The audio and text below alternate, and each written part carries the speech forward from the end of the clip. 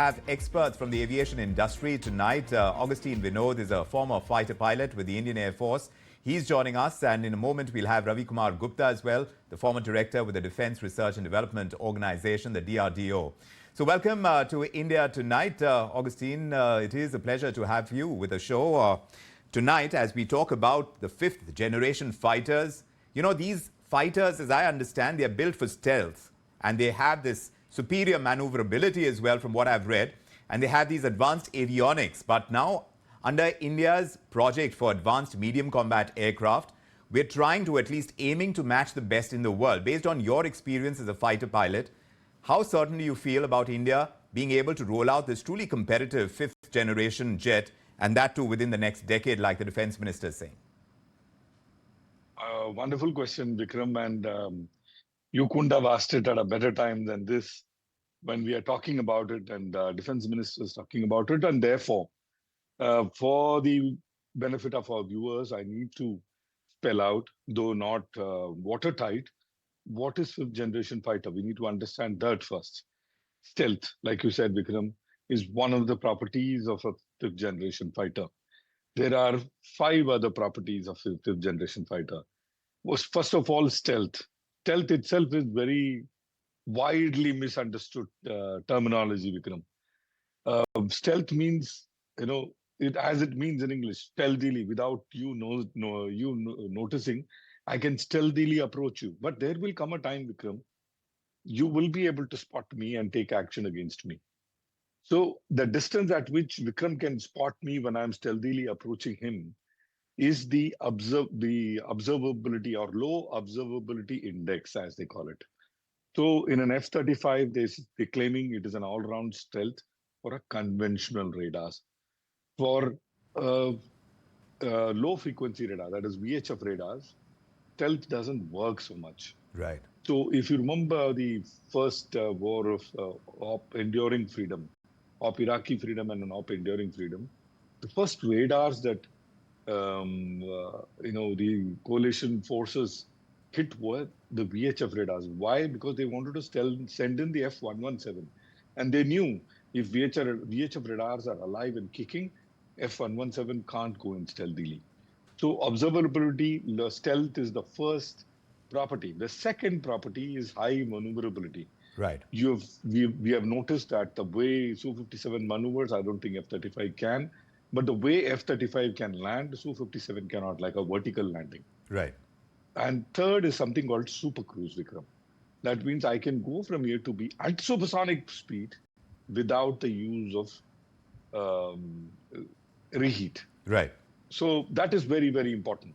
Right. And there is something called LPI radar, low probability of intercept radar. That means when I'm transmitting energy, you should not be able to make out that I'm transmitting energy. Right. But that is, we can talk about LPI radar as we go along. Yes. But a radar in which when I'm transmitting energy, the other person who's getting hit upon by my energy should not be able to make out that I'm transmitting. Got it. That is an LPI radar. Right. Sensor fusion, improvement of situational awareness, and multi-role capabilities. All this put together, Vikram, makes FGFA, fifth generation fighter aircraft. Right. So all of this is very important to understand the comprehensiveness with which you've explained to us what a fifth generation fighter jet will entail, whether it's about strength and whether it's about maneuverability. Ravi Kumar Gupta, welcome to you on India Tonight on ET Now as well. Now, this project that we are talking about, the Advanced Medium Combat Aircraft project, we understand is still in the development phase. What are the biggest challenges, technological challenges that India faces when you talk about all the things that we understand as a fifth generation fighter jet, whether you talk about stealth design, whether we talk about engine development or the sensor fusion? Which are the elements that are the most challenging for India to develop these fifth generation jets? In my opinion, we are not far behind the rest of the world as far as the fifth generation fighter aircraft is concerned. Mm-hmm. We already have Tejas Mark 1A, which is a 4+ generation aircraft, which is a little short of a fifth generation aircraft. As Augustine has explained very nicely what are the specific features of a fifth generation aircraft. Tejas is a very high maneuverability aircraft. We have mastered those technology already. already it is a semi-stealth in the sense that the entire wings are made of composites. So we know how to do it. We can do it. The basic design of AMCA was ready almost 14, 15 years back, somewhere in 2009 and 10. And that since then we have been striving to, get a go ahead to actually translate the design into a reality. So, but the biggest challenge, in my opinion, is Yes. the engine technology. That is one place where we are lacking the technology. Right. And not because of anything, because of a lack of knowledge or something. Sure. Mainly because the last 50 years or so, the enough money has not been pumping. Right. But Engine does that still development is remain the very, challenge? very- Does that still That remain the remains the challenge? challenge. The non-availability That of still enough remains the funding? Exactly. Because we do not have the enough required infrastructure to even test it. Forget about making it. Right. For testing, we have to stand in queue at the gate of Americans or Russian agencies Yes. and wait for months and months and months together, shell out huge amount of money, Yes. and that's how the things get delayed. So has that at reliance come down in recent times, sir? This reliance has not come down to the extent it should be there. Right. For example, I will quote the most important thing is the flying test bed. When you take the engine to a multi-engine aircraft, replace one of the engines with the new engine, so that even if it doesn't work, something goes wrong, the aircraft can still keep on flying. Right. And in the real actual scenario, flight scenario, complete flight envelope, we try to test the performance parameters of that particular engine. Right. So that is lacking. We do not have it right now. It's an expensive facility. Right. So Like we that, might there have are to so wait. many others. Yes, but we might have to wait longer for this. Meanwhile, China, Augustine Vinod, China already has the operational J-20. It's developing the FC-31. How far behind are we in terms of air superiority now? Do you believe that our medium combat aircraft project can match the capabilities of the J-20 as and when we get it? Because like you're hearing from Mr. Gupta as well, this is going to take some time in the making. Funding is still a big ask.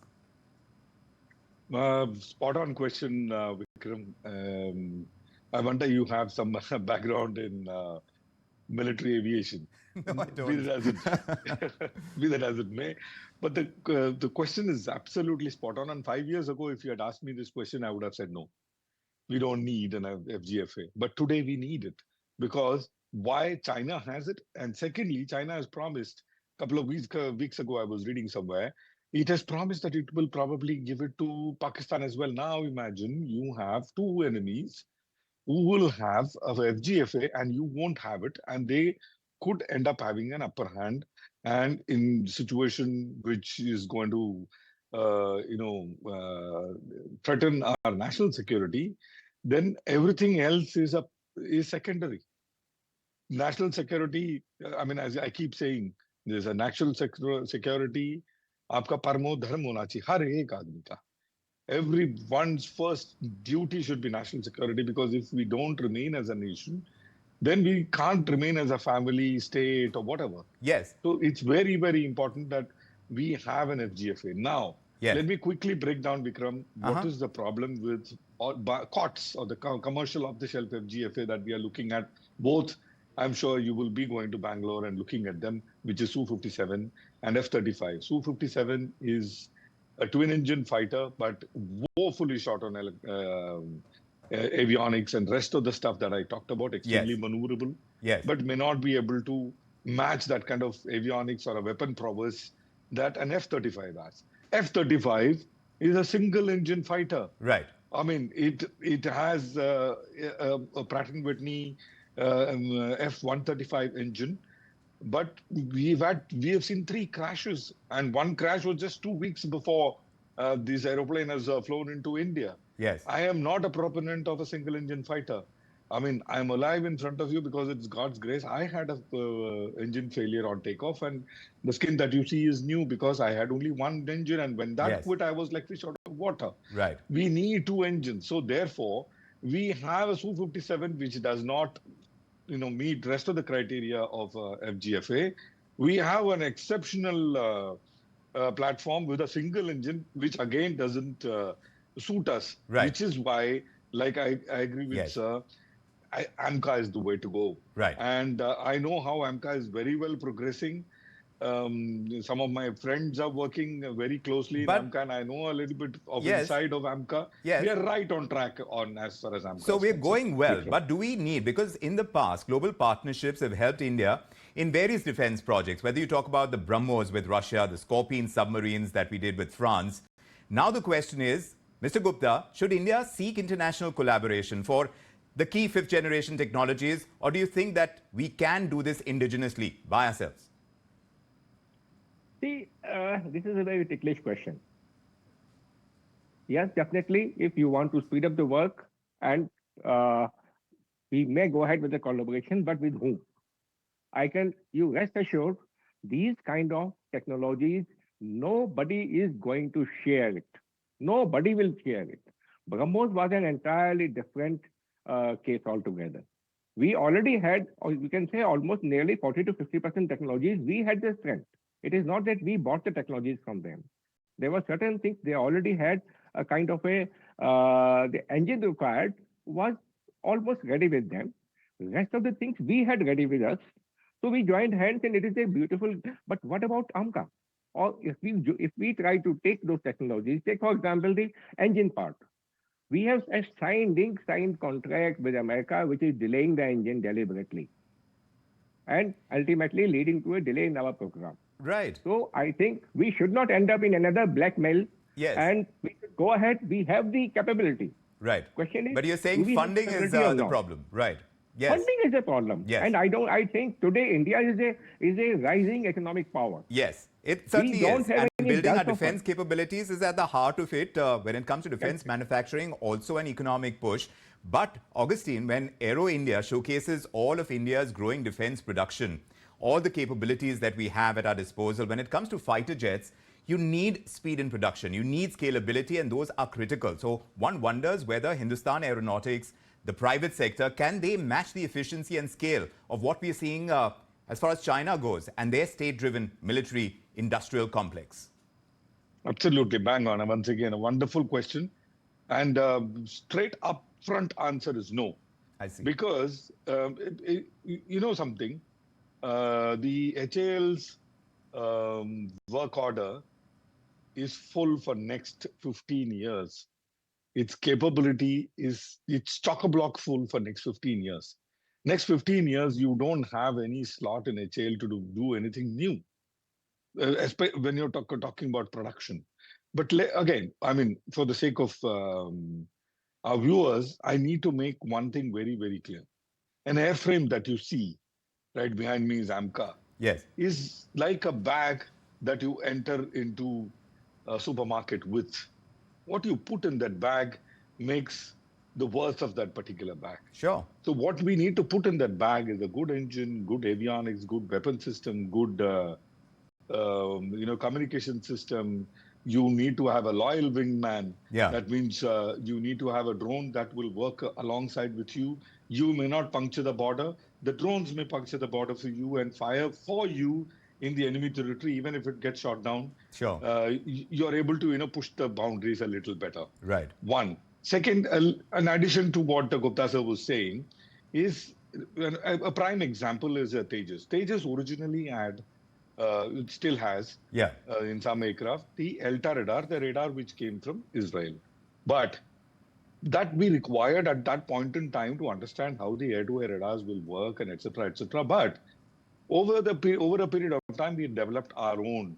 So there is an argument to take technology from abroad, make the aeroplane operational, piggyback your technology on top of that, and slowly replace the foreign technology so that you are not hamstrung by such delay tactics that they may employ in days to come.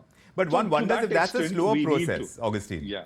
And one wonders, because the potential of defense exports is huge. It's projected to hit 30,000 crore rupees, and India is trying to make its mark globally. So as we wrap it up, Mr. Gupta, do you think this AMCA program will not only strengthen India's air power, but do you think we are able to potentially export that much more and build our defense capabilities in that aspect?